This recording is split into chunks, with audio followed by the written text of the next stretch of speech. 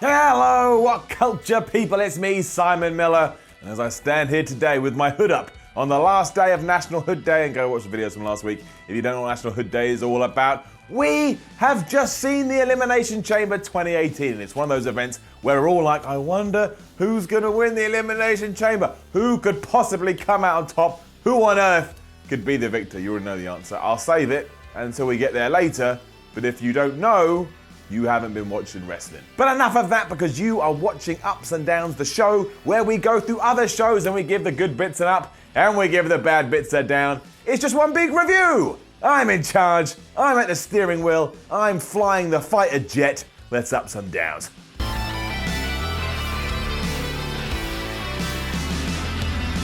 So there's two reasons to mention the pre-show, so we're going to mention both of those right now, and they're both going to get an up. Because one, we did have Gallows and Anderson taking on the Miz Taraj, and it was exactly what you'd expect a pre-show match to be, and of course Gallows and Anderson won, and it was fine. But also, apparently my son was in the crowd, because look, there was a sign that said Simon Miller is my dad, and that's even more incredible, because I don't have any kids, but that just goes to show how powerful my loins are. I'm popping out kids, even though I don't know I'm popping out kids. But on a more serious note, I do want to thank whoever did bring that sign to a WWE event, because it blows my mind. It almost, not literally blows my mind, but it genuinely blows my mind, because, you know, you're bringing a sign to a WWE show with my name on it. It humbles me, makes me feel pretty good inside. So thank you very much. I always appreciate it. Of course, get to know. And then that, of course, did bring us to the start of the pay-per-view proper, and we kicked things off with the Women's Elimination Chamber. Now, it was a bit slow, and it did plod a little bit. Getting it up. The real problem was that it went about 30 minutes, but they didn't really do enough to make those 30 minutes justified. So, you know, at some points I sat there going, come on, let's get things going. However, it did have some cool spots, such as Mickie James jumping off one of the pods onto Sonya Deville, so that was cool. So yeah, it was decent all round. And the eliminations went as followed. Sasha Banks tapped out Mandy Rose. James pinned Deville after that cool jump off the Elimination Chamber. Then Bayley got rid of James with the Bayley to belly. Bliss then rolled up Bayley to get rid of her. And finally, Sasha Banks got bammed with a DDT. Alexa Bliss retains her title. And this is good, because it now means our champion does have some real weight behind her. She went into that match as the title holder, and she left as the title holder as well. Plus, she cut a good promo afterwards where she told the crowd, your dreams are never gonna come true. But Alexa, what if their dreams are actually that they wanted to see you win in the Elimination Chamber? Then you have just made their dreams come true. Think about that, did you? Braun Strowman then did an interview where he said that he was going to win his own Elimination Chamber later and then go on to face Brock Lesnar at WrestleMania, and this is going to get it down just because really it was a bit pointless. Another up though is, surprisingly, the match between Titus Worldwide and The Bar was actually pretty good. It's getting up. I mean, it was just there in the sense it didn't get much heat and existed mainly just to get us through the evening, but it was fun to watch. I enjoyed myself, and The Bar did retain their titles after they hit a double team white noise. And that was that. Imagine Titus O'Neil and Apollo now vanish back into the darkness, or whatever they do when they're not on TV. But hey, at least in the context of this, it made me happy. And next was Asuka versus Nia Jax. It was a match I both hated and enjoyed. So I don't really know what to do, but for now I'll give it an up. Asuka did indeed win, and that was the right thing to do. However, throughout the whole thing, Nia Jax kicked the absolute shit out of her, and that did nothing but Asuka's mystique. I think Asuka could have held her own a little bit, so in that sense, it was a down. Even after Asuka did surprise her with a cradle to win the damn thing, Nia Jax post-match continued to whip her ass, including picking Asuka up and just throwing her through the barricade. I just think we could have balanced this a little bit better, as opposed to taking the undefeated one and burying her into the ground. I don't think we needed to do that. That was a little bit much, although it was cool that we make Nia Jax look so strong. The balance was out. The balance was out. The balance was out the window in the garden, or whatever happens to be outside your house. We then did get a promo by Alexa Bliss, who ragged on Asuka. But now we'll see how we get to WrestleMania. Maybe it's a three-way. Maybe Asuka goes over to SmackDown. Maybe it's Bliss versus Jax. We'll find out soon. And a down for the Roman Reigns promo, because at this point it became very clear that WWE had only selected their chosen ones to cut promos, and that is stupid down. And it's a down for Bray Wyatt versus Matt Hardy, because here the crowd did indeed take over the damn thing and basically sent a message to management that said, we don't care about either of these two guys, and that is not good. Therefore the down. They chanted Rusev Day, which of course is great, and we should always chant Rusev Day. However, maybe sometimes we need to pick our spots a bit, and then they threw a beach ball around, and nobody really cared about what was happening in that damn ring. Bray Wyatt did indeed lose after he got smashed by a twist of fate courtesy of Matt Hardy, so I guess this program continues. But this made me sad. I don't like to see the woken one treated this way. And then it was time for Ronda Rousey to sign a WWE contract. You know what?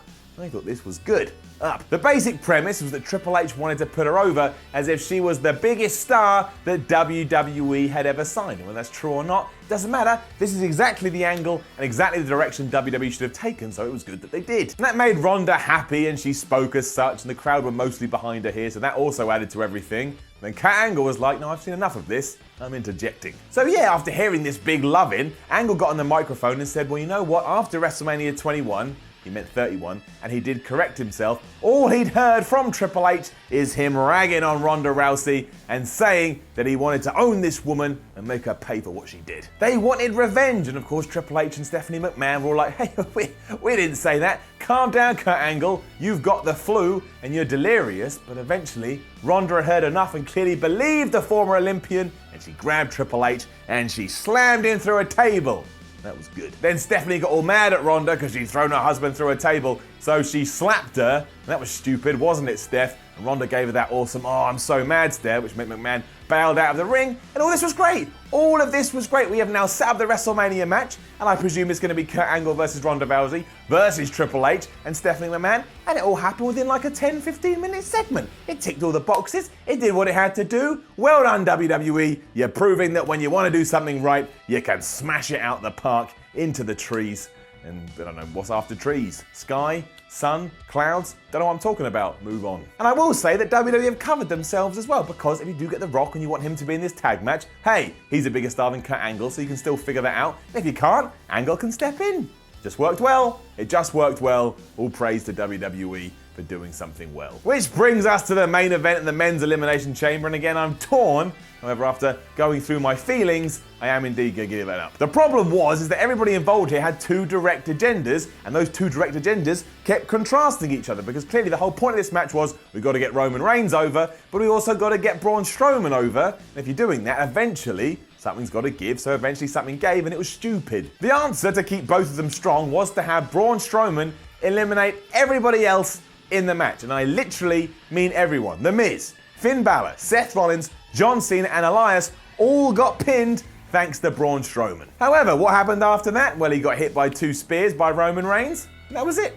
Roman Reigns beat him clean. So we spent a whole match building up Braun Strowman and then threw that out the door again. Lots of throwing references in this video so that Roman Reigns could have his moment, and he's now going on to face Brock Lesnar at WrestleMania 34. And Strowman is just like one big sap. Of course, once again, we had our agendas. So after this, Braun Strowman got back in the damn ring and he gave Roman Reigns 2 power slams. So when the show went off air, he was standing tall. Talk about just a catalogue of madness. Now sure, on one hand you can say this made sense, but on the other, we basically jobbed out 5 other guys, including John Cena, who has now been beaten on TV about 127 times since last November, and all of a sudden, in a few weeks when they booked the match with The Undertaker, I'm meant to care, but how can I care? Because slowly you've been chipping away at John Cena's legs and making him look like less of a deal than he was. That don't make no sense, brother. But don't get me wrong, and I've just ragged on all this, it was a very fun Elimination Chamber match, it was a very fun main event. We just throw a load of dudes under the bus. A load of dudes, that came out weird, but we did. We throw a load of dudes under the bus. We probably could once again balance this better, but we didn't, yeah. Roman Reigns versus Brock Lesnar, WrestleMania 34, we all know that. Probably Braun Strowman versus The Miz, don't know if I want that, but we'll find out. John Cena versus The Undertaker, and as for Elias, Finn Balor, Seth Rollins and everybody else, I have absolutely no idea. And then the credits roll, meaning it was the end of the Elimination Chamber, and it was a bit of a weird show. I mean, we built to WrestleMania, which is what we should do, and the Ronda Rousey stuff was good, but ultimately, was there anything in there? Anything concrete? Anything we could grab onto and ride into the sunset? I don't think there was. Also, I realised I had a few buzzwords this video, and I've used them over and over again, but that's what happens when you start for pay-per-views. The brain gets a bit tired. Let us move forward with this week and into a new planet of love.